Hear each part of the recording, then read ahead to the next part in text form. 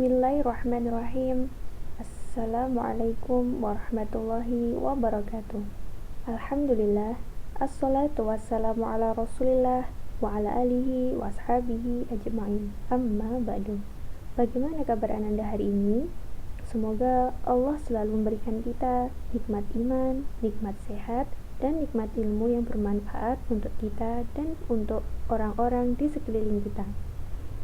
Baik Ananda, hari ini kita akan belajar tentang tata cara sujud.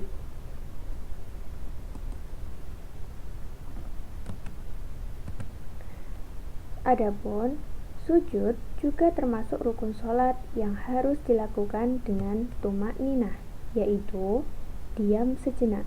Sujud dilakukan setelah kita melakukan i'tidal. Ketika sujud, ada 7 anggota tubuh yang menempel ke lantai tempat kita sujud, yaitu dahi, hidung, kedua telapak tangan, kedua lutut, dan jari-jari kaki.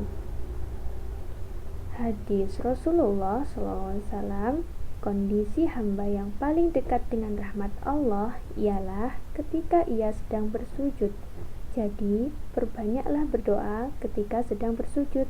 Hadis sahih riwayat Muslim. Adapun bacaan untuk ketika kita sujud yaitu Subhana Rabbiyal A'la, Maha suci Rabbku yang maha tinggi. Hadis sahih riwayat At-Tirmizi. Ketika sujud kita mengsunahkan untuk membacanya sebanyak 3 kali. Nah, baik Ananda, mari kita simak tentang tata cara sujud yang benar. Bismillahirrahmanirrahim. Perkenankan kami berbagi tata cara sujud. Secara umum, tata cara sujud yang benar telah disebutkan dalam hadis dari Ibnu Abbas radhiyallahu anhuma bahwa Nabi sallallahu alaihi wasallam bersabda, "Umirtu an asjuda ala sab'ati a'dhumin 'ala al-jabhah." Wa asyara biyadihi ala anfih wal yadaini wal rukbatain wa atrafil qadamain, yang artinya aku diperintahkan untuk bersujud dengan bertumpu pada 7 anggota badan, dahi, dan beliau berisyarat dengan menyentuhkan tangan ke hidung beliau, 2 telapak tangan, 2 lutut, dan ujung-ujung 2 kaki. Hadis riwayat Bukhari dan Muslim. Berdasarkan hadis di atas, 7 anggota sujud dapat kita rinci sebagai berikut. 1. Dahi dan mencakup hidung. 2. 2 telapak tangan. 3. 2 lutut. 4. 2 ujung-ujung kaki.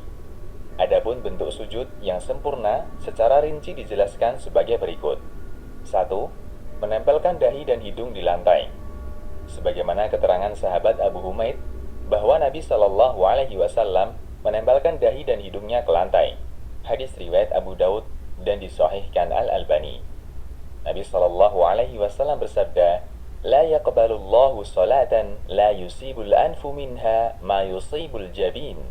Yang artinya, Allah tidak menerima salat bagi orang yang tidak menempelkan hidungnya ke tanah, sebagaimana dia menempelkan dahinya ke tanah. Hadis riwayat Ibnu Abi Syaibah, Abdur Razzaq, dan disahihkan Al-Albani. Hadis ini menunjukkan menempelkan hidung ketika sujud hukumnya wajib. 2. Meletakkan kedua tangan di lantai dan sejajar dengan pundak atau telinga. Dari Abu Humaid radhiyallahu anhu, beliau menceritakan bahwa Nabi Shallallahu Alaihi Wasallam meletakkan kedua tangannya ketika sujud sejajar dengan pundaknya, dan terkadang beliau meletakkan tangannya sejajar dengan telinga. Hadis riwayat Abu Daud dan disahihkan Al-Albani. 3. Merapatkan jari-jari tangan dan menghadapkannya ke arah kiblat. Nabi Shallallahu Alaihi Wasallam merapatkan jari-jari tangan ketika sujud. Hadis riwayat Ibnu Khuzaimah, Baihaqi, disahihkan Al-Hakim, dan disetujui Adz-Dzahabi. Beliau menghadapkan jari-jarinya ke arah kiblat. Hadis riwayat Baihaqi dengan sanad yang sahih. Ibnu Umar radhiyallahu anhu mengatakan, Nabi Shallallahu Alaihi Wasallam suka menghadapkan anggota tubuhnya ke arah kiblat ketika sholat, sampai beliau menghadapkan jari jempolnya ke arah kiblat. Hadis riwayat Ibnu Sa'ad dan disahihkan Al-Albani. 4. Mengangkat kedua lengan dan membentangkan keduanya hingga jauh dari lambung. Nabi Shallallahu Alaihi Wasallam tidak meletakkan lengannya di lantai. Hadis riwayat Bukhari dan Abu Daud. Nabi Shallallahu Alaihi Wasallam mengangkat kedua lengannya dan melebarkannya sehingga jauh dari lambungnya, sampai kelihatan ketiak beliau yang putih dari belakang. Hadis riwayat Bukhari dan Muslim. Rasulullah Shallallahu Alaihi Wasallam melebarkan lengannya sehingga anak kambing bisa lewat di bawah lengan beliau. Hadis riwayat Muslim dan Abu Awanah. Nabi Shallallahu Alaihi Wasallam sangat bersungguh-sungguh dalam merenggangkan kedua lengannya ketika sujud. Sampai ada sebagian sahabat yang mengatakan, sungguh kami merasa kasihan dengan Nabi Shallallahu Alaihi Wasallam karena beliau sangat keras ketika membentangkan kedua lengannya pada saat sujud. Hadis riwayat Abu Daud dan Ibnu Majah dengan sanad hasan. Catatan, membentangkan kedua lengan ketika sujud dianjurkan jika tidak mengganggu orang lain yang berada di sampingnya. Jika mengganggu orang lain, misalnya ketika sholat berjamaah, maka tidak boleh membentangkan tangan, namun tetap harus mengangkat siku agar tidak menempel dengan lantai. Karena menempelkan siku ketika sujud termasuk tata cara sujud yang terlarang. 5. Menempelkan kedua lutut di lantai. Nabi Shallallahu Alaihi Wasallam bersabda, kami diperintahkan untuk bersujud dengan bertumpu pada 7 anggota badan. Salah satunya bertumpu pada kedua lutut. Hadis riwayat Bukhari dan Muslim. Catatan, kedua lutut dirapatkan ataukah direnggangkan? Tidak terdapat keterangan tentang masalah ini. Oleh karena itu, posisi lutut ketika sujud sebaiknya disesuaikan dengan kondisi yang paling nyaman menurut orang yang sholat.